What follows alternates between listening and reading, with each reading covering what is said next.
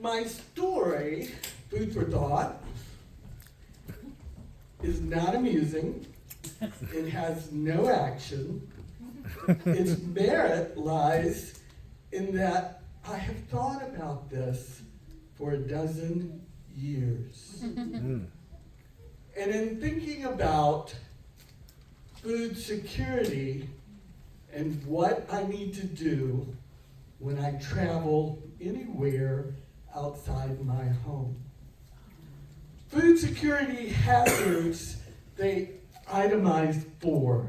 There's one that's biological, which means parasites, yeast, that sort of thing that happens to you when you eat food. Another one is chemical, which is pesticides and stuff we don't want in our food. A third one is physical. That's finding something in your food you don't want to see and suing someone in big places if you do find it. And then there's the allergens, which means that you're allergic to things.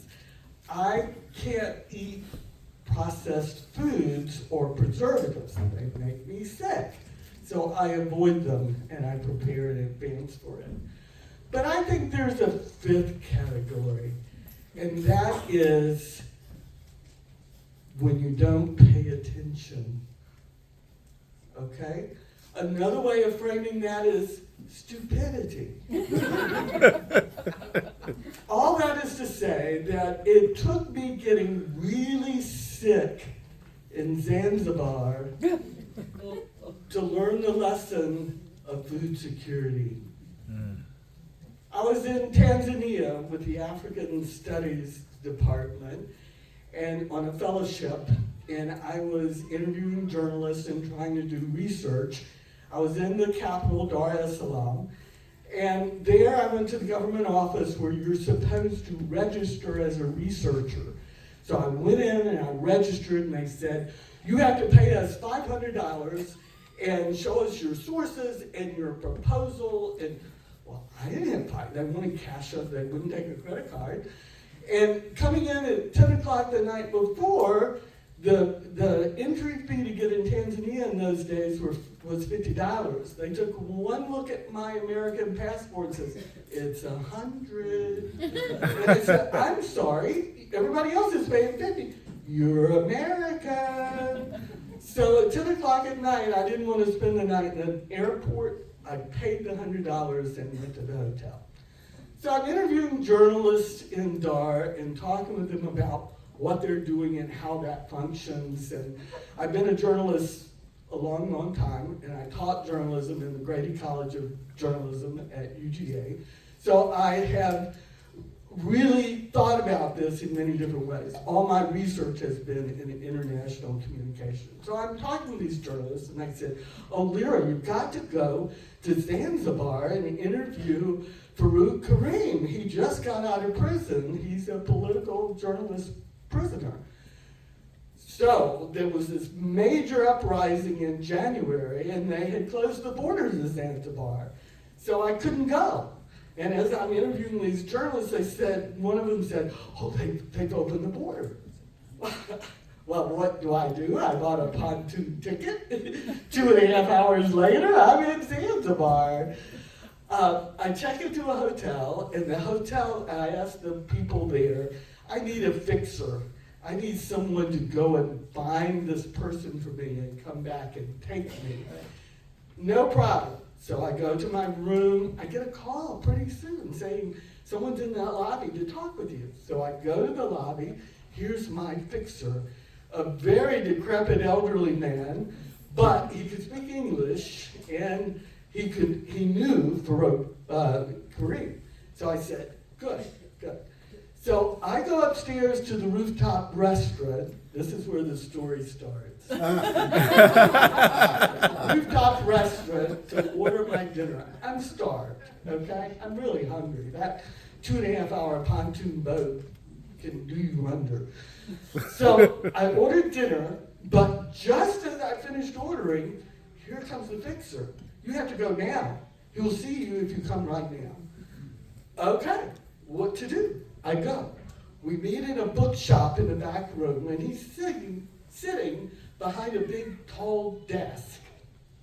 So we have a 2-hour conversation. One of the things that made me a journalist, that his father was a journalist. He was willing to go to prison because of the things that he wrote and the job that he had. He was willing to keep writing it, even though the government said, don't do it, don't write it, stay clean, just talk about good things that the government is doing. But he chose to do it anyway. After 2 hours, we finished our conversation, and he rolls out behind the desk. He's in a wheelchair. The guards had broken both his knees in prison, and he needed time to heal. Now, I'm deep in thought over this. I'm not snacking. I'm thinking about this, you know. This is a person who's willing to go through that, to tell the truth, to write it. I'm amazed. So I go back to the hotel room. Restaurant's closed. There's no food. They had bought my dinner and put it on a tray in the room. I ate it. I got very sick. I needed to get to Mwanza, to St. Augustine University, where I was visiting with the journalism faculty there. And it's on the shore of the Victoria, Lake Victoria. And I was staying with a faculty member, and we couldn't figure out what was wrong with me. So we got the doc and the book out, reading, what are the symptoms? Well, they said I needed to do a specimen. Well, this was before we had containers easily. We're in Africa, folks. There's no throwaway containers there. But I happen to have, Mark, forgive me for this, I happen to have a film canister. Back before digital cameras, took the film out, packed that little baby with some fecal discharge, put it on, took it into the doctor. She did the lab test and said, you have an amoeba. Oh. And if you don't take care of it, it will get into your liver and kill you. So we began all the medicine and the rice and the water, and I had to have checkups every 2 weeks. And the first checkup came out that I still had the amoeba. So I kept on and kept on. And finally, after 4 weeks, I was going to a Mayo clinic in Moshi to be able to fly out of Arusha, out of Tanzania. And I turned in the lab things, and when I went back to check on the results, I said, you're clean! So the lesson here is, when I travel, this is my lesson. Cook it, peel it, leave it. No choices, no thinking through, just do it. Like food for thought.